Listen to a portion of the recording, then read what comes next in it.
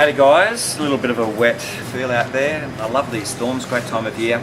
First things first, before we get into the produce, November we are having a promotion with Fosterton Farm. Simon and Lou, our good friends up there, they of course bake the Fosterton Farm sourdough breads every Wednesday for us, and they also now make King Street mueslis, which are mostly organic. Now what we're doing is we're offering, they've also got a solo hut up there for eco farm stays. $50 qualifies you for 1 ticket, $100 spend qualifies you for 3 tickets, and something else for 7 tickets.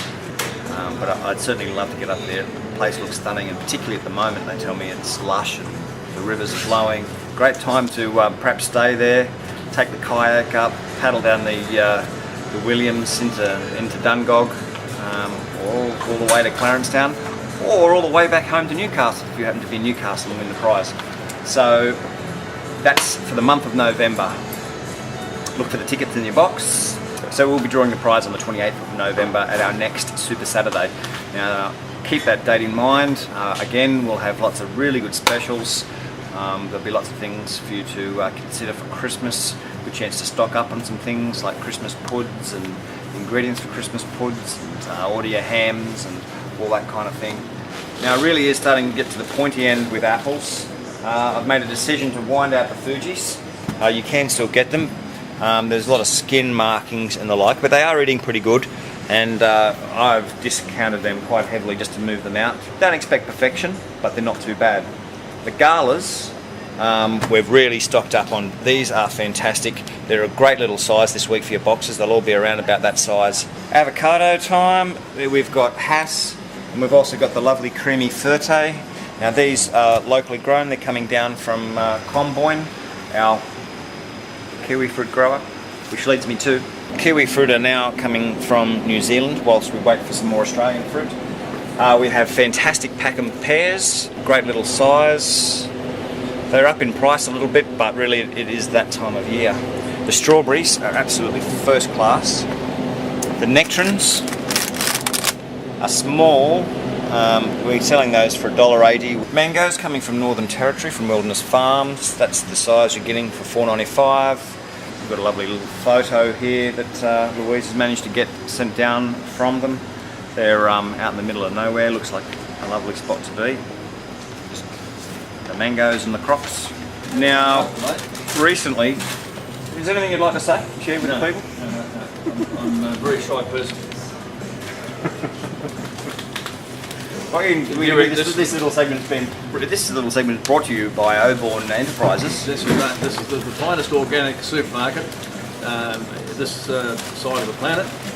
It was personally founded by myself with this young man here. He sought to expand his business some time ago, and I think it's been a very wise move, which he's very, very grateful. However, I'm not asking for a discount. Not at this point in time. Howdy. Yes, we spoke recently about, endosulfan was mentioned on the Insight program, and the FSANS guy was quizzed about it a little bit, but not a great deal. And as it came to light, endosulfan was banned the day after the Insight program was aired. Funny, it wasn't mentioned on the program. However, we've got a few statements from various organisations sort of welcoming the ban.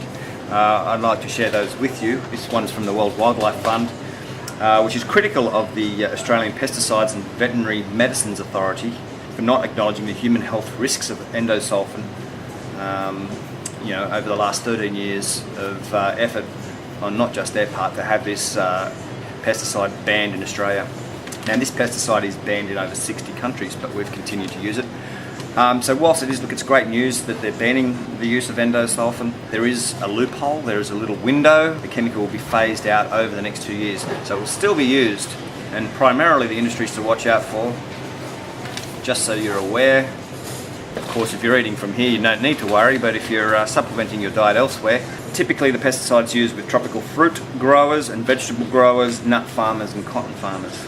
The prime industries are certainly used in others as well. There is substantial evidence demonstrating that endosulfan is highly toxic for most animal groups, showing both acute and chronic effects at relatively low exposure levels. Continued registration and approval of endosulfan in Australia is likely to have unintended effects on the environment that cannot be mitigated. This is the official report. So as I say, this process has been 13 years in the making. One can only wonder what's coming up next.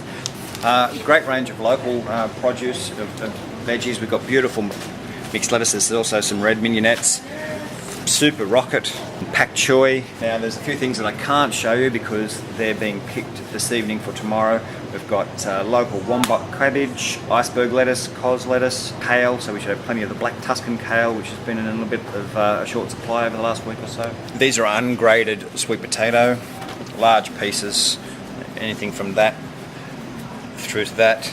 They're $3.95 a kilo. Onions, now these are fresh out of the ground. They haven't really been dried properly. Don't make the mistake of thinking they're rotten when you give them a little bit of a squeeze and they're soft. They're quite moist. Store them somewhere dry and plenty of air, otherwise they will rot. But look, you know, they've been brought into the market probably a little hastily. They taste great, they're just still a little bit moist. Great special on cherry tomatoes this week, $2.75 a punnet. Thank you very much for watching. We'll see you next week. Bye bye.